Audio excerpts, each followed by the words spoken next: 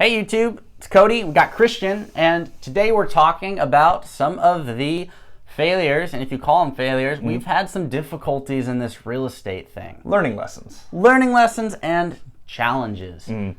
Of which, just today, I got a photo from my contractor, our contractor, named Rick. He sent us a little photo and said, hey, you might want to check this out. Turns out a car drove 25 miles an hour into our building, and now we have an extra window. They knocked over a wall, and we are having fun figuring that piece out, getting that boarded up, and eventually we're getting a new concrete wall poured. Yeah. That said, not everything is super smooth, and we want to put out a video that shows you not everything is sunshine and rainbows, and there are difficulties. Yeah, a car through the building is a bit of a bummer. That being said, it is much better to have this happen on a 38 unit than on an individual house. If you had a car sitting inside a house and that is 100% of your income on that property, there is a lot more stress. Right now, there's a hole in the wall on a big building. There's enough cash flow from the other units where this isn't a huge stressor. We saw it, we're like, wow, that is a bummer, let's address it. It was about 5-10 minutes of calls today and it's all being worked out. Yep. And we're going to be posting some photos in this. You guys are going to be seeing this in real time, what we're talking about. We're not just going to tell you. We want to show you because that's worth more than any amount of words we can share. A couple other things that's happened. We have had apartments flood.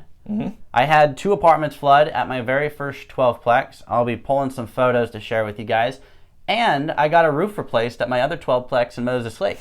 Just so happens that right after the roof got replaced, when they were pulling it off, the single largest rainstorm, unforecasted, rolls into town and floods the whole building. Every single apartment had water come through the ceiling because an unprojected rainstorm came in. You can't predict that. It was unforecasted, heaviest rain shower in Moses Lake in the past few years, and it floods every single rental apartment. Not everything is as great as you see on YouTube. It's not as great as you see on Instagram. Social media is the highlight reel. You guys are seeing the very best. And so today we want to share some of the worst. Christian, what's happened at your places? Oh man, my first ever duplex. Purchased it 2 months in. I was working for a company that had property management. I was sitting in the office. We were just talking and they brought up, oh, there's that one tenant in Bremerton just passed away. I was like, oh no, I figured it was we manage a few buildings over there. I figured it was one of the other tenants. I was like, whose apartment? And they're like, oh, you know what, actually that's yours. I was like, what? I only had 2 tenants in my whole portfolio. 2 months into being an investor, I had a dead tenant, one of my units, excuse me. I was like, I don't know what to do here. Again, that's part of the great thing about great property management and honestly, just having a great police force that can help tell you what to do on this. But not all sunshine and rainbows. You lease up a space. Unfortunately, when you have units where people live in, it's a pretty common place for people to die in. It's just a reality of the business, but can be a little bit shocking when you are a brand new baby investor and you get that phone call. That was uncomfortable. Yeah, this can be a little bit rough when you're getting started. When you have fewer doors and something goes wrong, it can take out your cash flow, and that is the reason that we cannot justify staying small. It's the reason that you see us pushing so hard to scale. With 81 doors, I am not worried about 5 being vacant. I'm not worried about 5 having issues because I have enough cash flow to pay for those issues. When I had 12 units, my first 12-plex, a lot of people said, well, this is amazing, you got a 12-plex. And then about another, oh my goodness, you have 24 doors. If I have any problems on those 24 doors, granted, everything cash flows 4 figures a month. If I have $2,000 to $4,000 a month in cash flow, that can get eaten up by 5 units having problems. This is the reason that we have to scale. It's the reason that if you really want to build this out relatively quickly, you need to scale and have your principles built off of cash flow. Because when problems happen, not if, but when, the more cash flow you have, the less susceptible you are to risks. Yeah. Another story that I always just find amusing, when we first bought the 38 unit, we knew it was going to be a huge project. So, I mean, most of the basements had some level of flooding that needed to be addressed immediately. But the biggest issue that I faced is we had a homeless camp on the property, just over the property line. They had come over to our property, steal power, but they were camping just on the other side of the property line, so the police could not remove them. We just got stuck with a sizable homeless camp. That was a little bit of an adventure because I had absolutely no idea what our options were to get rid of that. Yeah, there's a lot that you got to learn on this. That said, you're not going to learn it unless you go do it. You should go acquire information for certainty, not just for having information, and the quickest way to do that is to go apply the things you learn. It's one thing to go study a concept. Go study seller financing. But until you do it, you're operating in theory. That's a dangerous place to be.